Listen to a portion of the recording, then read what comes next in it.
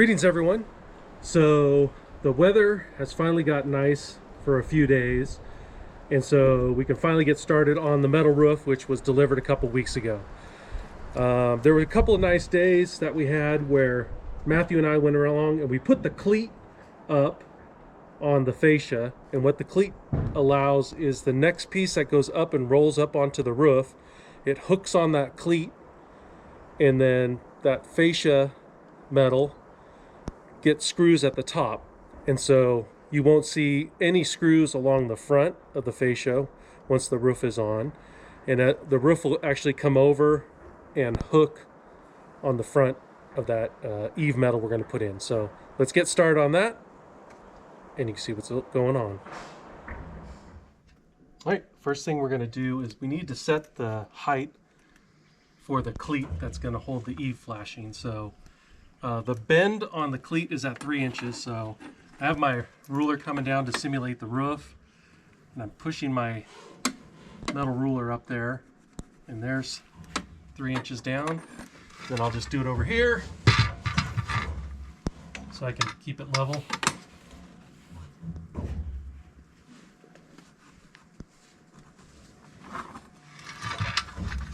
All right, now we'll set the cleat.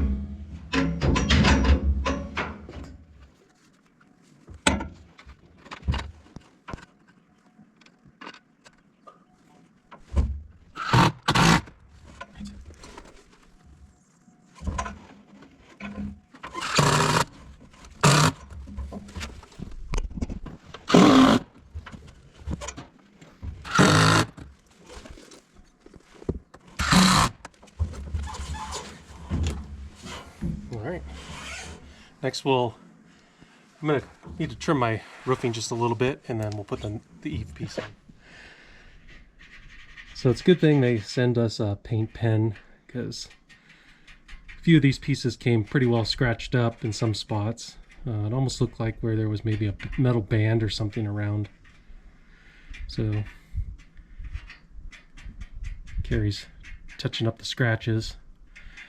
They're on the back side under the drip edge, but if somebody wanted to be real critical and look up between the fascia and the drip edge, they'd see it. Like you? Like me.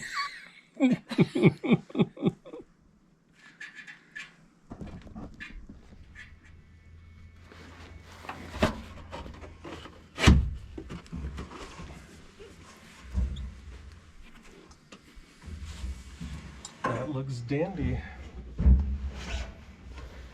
So I ended up turning an inch down on the outside, so when my gable flash comes down, I'll have something to pop rivet to. And then I just turned an inch up over here just to give us a little bit more water protection. And then I turned an inch on this fascia, so when my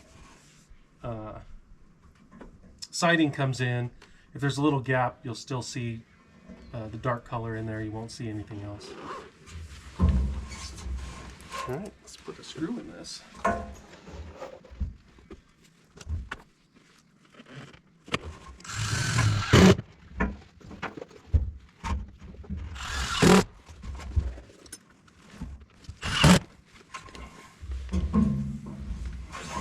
right.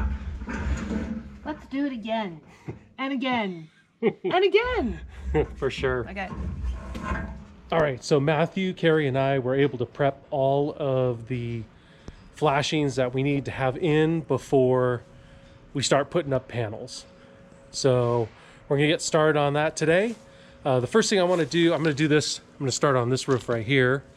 And what I'm going to do, I want to find the center of the length going across here, so I can figure out if I need to put the center of a panel on the center line, or if I'm going to butt 2 panels on the center line, just so I have a nice even look on each side of the roof. All right, let's prep this first panel. That needs to be 7.5 inches.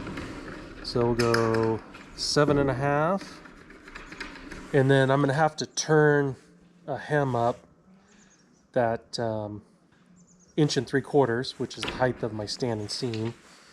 So there's 1.5 inches, 3/4. So 9 1/4. All right, I'll go mark that on the other side and then we'll snap it with a chalk line.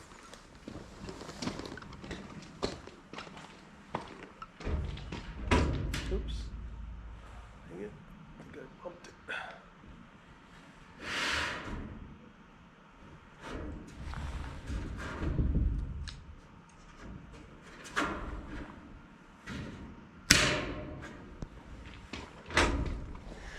All right, we got to notch this back an inch so we can fold it.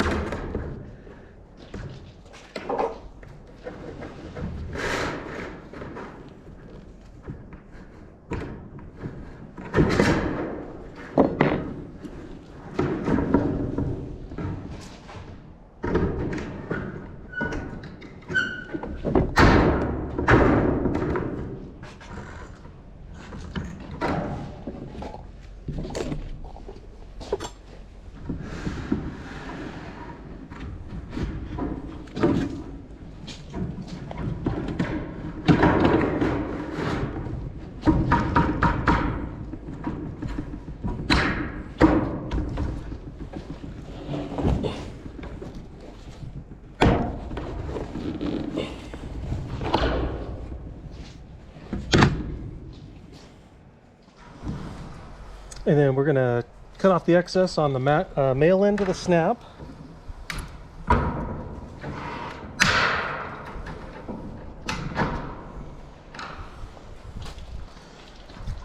And then I'm gonna leave about 1/4 of an inch of the female so I can fold it over later, but all the rest will get cut off 1 inch out.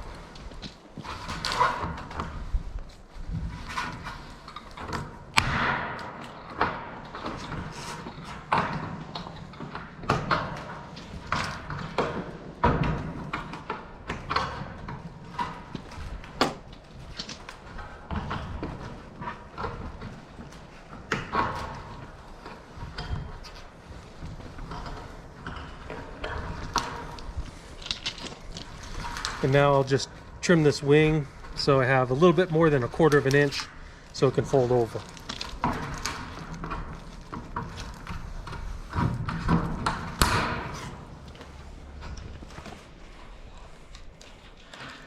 So it looks like that. All right, we're gonna put a bead of caulking on the hem at the bottom of the panel. The other thing we did, just to make it easier, we pre-marked the panel everywhere we need to put clips, which on this particular installation is every 4 feet. The other thing we did was pre-punch a hole 1 inch down from the top so we can put 1 screw in to hold the panel. Eventually it'll get more screws across the top with the Z-bar that's going to go in, but having that pre-punched hole makes it a lot easier to get the screw started. We've also put down a row of double beaded butyl tape, and they want us to put caulking along the top of the rib, up the side where it's equal with the butyl tape, and then over on the other side of the snap, the male snap lock.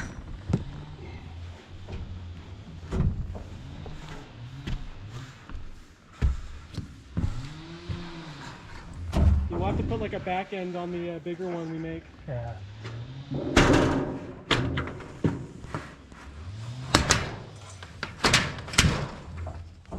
Coming up. Yep.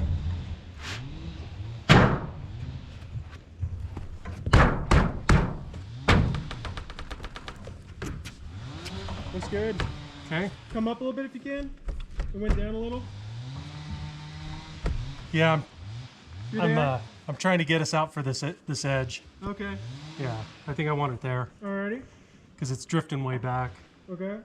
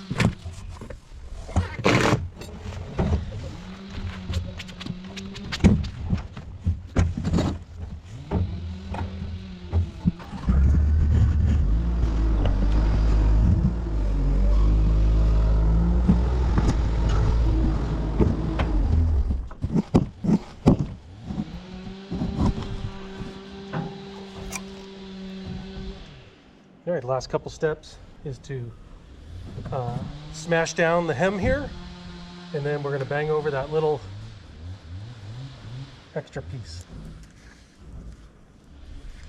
So I'm using some cardboard in my tongs so I don't scratch the panel.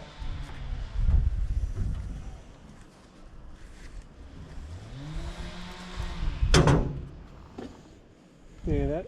I don't know. No, looks good. Sweet. We're getting a good amount in there. It's perfect. And then we'll bang over this last little bit.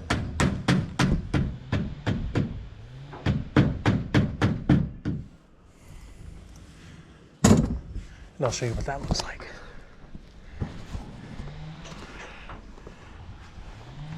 Sorry, there's a glare there. So it just kind of finishes the edge off nicely.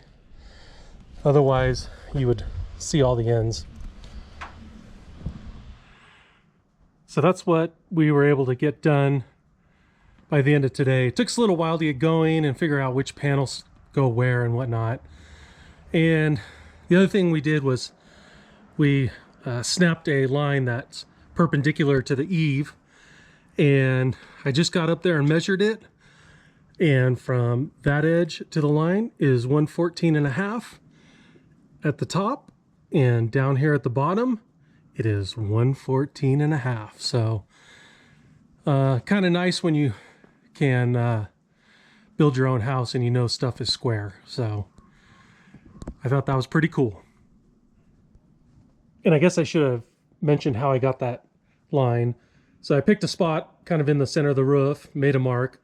I went over 6, made a mark. Went up 8, made a mark.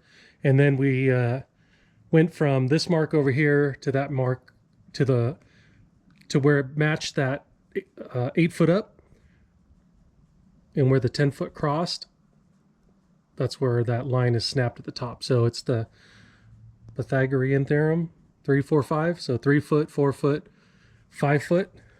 But I just did a little bit bigger, so I went 6 foot, 8 foot, 10 foot.